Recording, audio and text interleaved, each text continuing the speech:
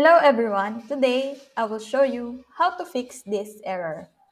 First solution is press Window plus R keys.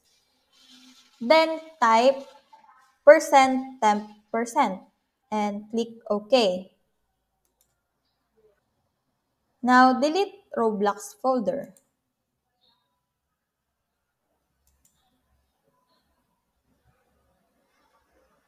Now second solution is open Google Chrome.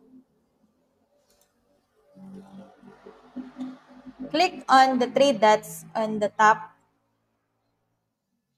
and go to Settings.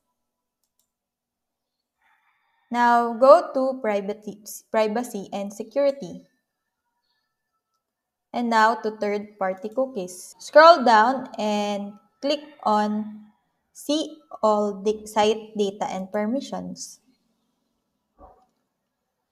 Now, search on the search bar for Roblox.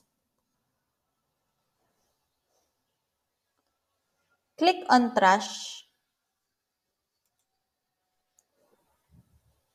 and click on Clear. So that's it. These are the solutions. So I hope that you learned something and this video helps. And if you have any questions or comments, kindly put it in the comment section below and make sure to subscribe and like to our channel. Thanks!